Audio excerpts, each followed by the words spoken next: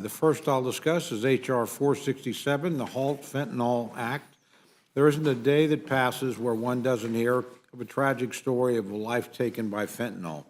There's no state, no district, or no community that has not been touched by this scourge. This public health crisis has stolen hundreds of thousands of futures, and it's only getting worse. Fentanyl overdoses are now the leading cause of death for Americans aged 18 to 45.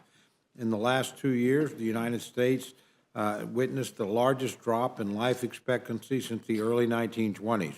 Some of that is due to COVID, but a large part is due to drugs in general and fentanyl in particular. The majority of this deadly substance is seeping in from our open southern border. Drug cartels are gleefully taking advantage of the Biden administration's failure to secure the border and pushing this dangerous and deadly substance onto our streets. This must end. The HALT Fentanyl Act takes 2 concrete steps to help end this crisis. It permanently lists all fentanyl-related substances on Schedule 1 of the Controlled Substances Act, and it creates a registration process for research into fentanyl-related compounds. These common sense and necessary changes ensure continued research into those substances and gives American law enforcement the tools they need to stop fentanyl-related substances from entering the United States.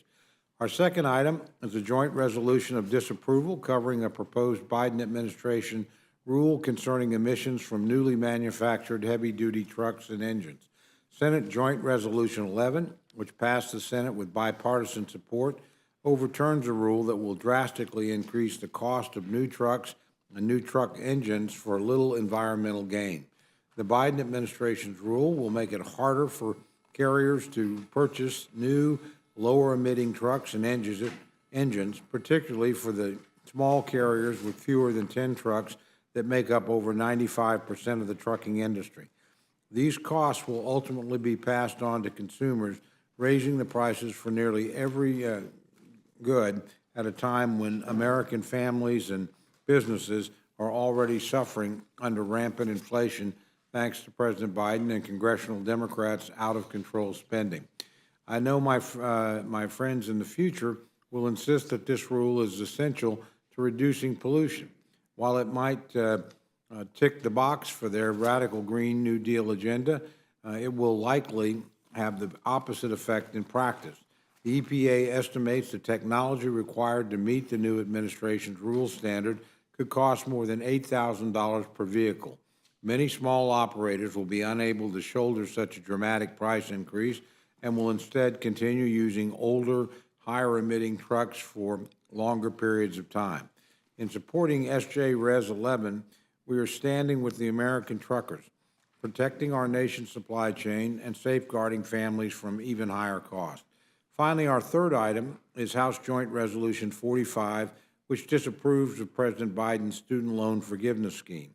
Last year, President Biden announced his plan to unilaterally forgive up to $10,000 in federal student loan debt per borrower. The Congressional Budget Office estimates that this plan may cost as much as $400 billion. It transfers the cost of these loans from the borrower to taxpayers, some of whom may not have attended college, didn't have the opportunity to attend college, or have paid off their student debt. And to make matters worse, this spending has not been authorized or appropriated by Congress, meaning that this plan is likely unconstitutional. In fact, back in 2021, former Speaker Pelosi agreed, saying that, quote, people think that the President of the United States has the power of debt forgiveness. He does not, unquote. The Supreme Court is expected to weigh on this matter this summer. Today's joint resolution disapproves of President Biden's potentially unconstitutional scheme. It will ensure that taxpayers are not forced to spend billions paying off someone else's debts and takes a firm stand against the president's attempt to overlook the Constitution and Congress.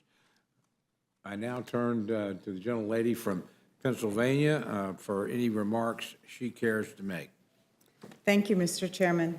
Yes, we are here today to consider 3 different measures.